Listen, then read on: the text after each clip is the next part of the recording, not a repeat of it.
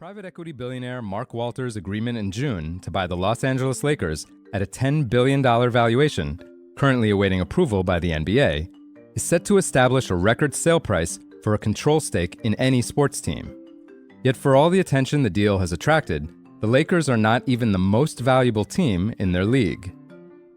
For the fourth year in a row, that honor belongs to the Golden State Warriors, who Forbes estimates could fetch $11 billion if owners Joe Lacob and Peter Guber were willing to part with them. No other NBA team was within $300 million of the Warriors' estimated $880 million in revenue last season, with the club far outpacing the rest of the league with its income from sponsorships and premium seating, and ranking in the top 3 in virtually every category tracked by Forbes.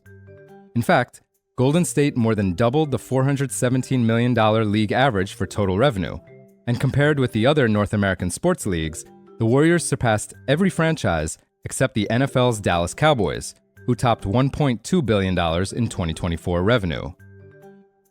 Despite that financial muscle, not all NBA insiders agree that the Warriors should sit above the Lakers in the ranking of the league's most valuable teams, or, for that matter, above the New York Knicks, which land at number 3 on Forbes' 2025 list at $9.75 billion. Then again, not everyone believes the Lakers are actually worth the $10 billion that Mark Walter, who is also the controlling owner of MLB's Los Angeles Dodgers, was willing to pay. Some bankers, for instance, suggest the club's true value might be better captured with a blended valuation, perhaps between $8 and $9 billion, that reflects both this year's purchase and Walter's initial 2021 deal for a minority stake in the franchise. The relative muddle at the top of the hierarchy stems in part from the fact that the Lakers and the Knicks' valuations aren't entirely grounded in the franchise's ability to generate cash. Rather, they hinge on the team's appealing home markets, storied history, and global brand recognition, as well as their scarcity. In many cases, it takes decades for such a marquee asset to come up for sale. So while Forbes' $11 billion valuation of the Warriors comes in at a robust 12.5 times their estimated 2024-25 revenue, the equivalent figure for the Lakers is 18.1.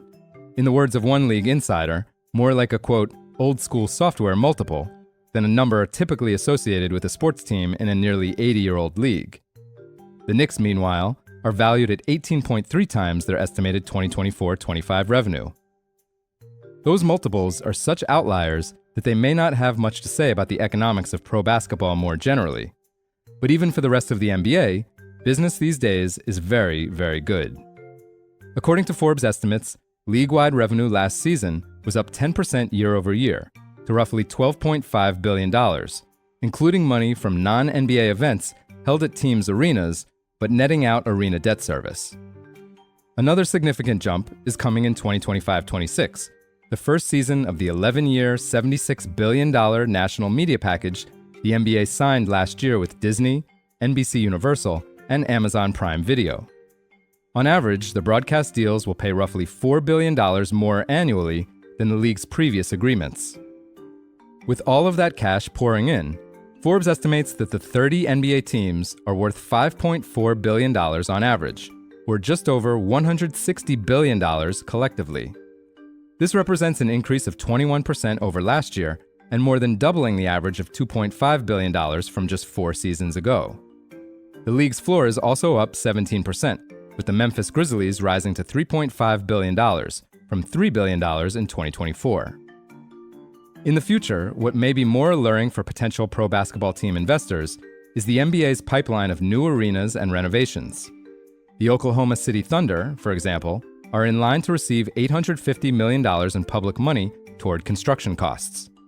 Meanwhile, voters in Texas are set to decide the fate of up to $311 million in funding toward an arena to replace the San Antonio Spurs' Frost Bank Center, on top of $489 million the city has already committed. And the Philadelphia 76ers and the Dallas Mavericks are also pursuing new homes.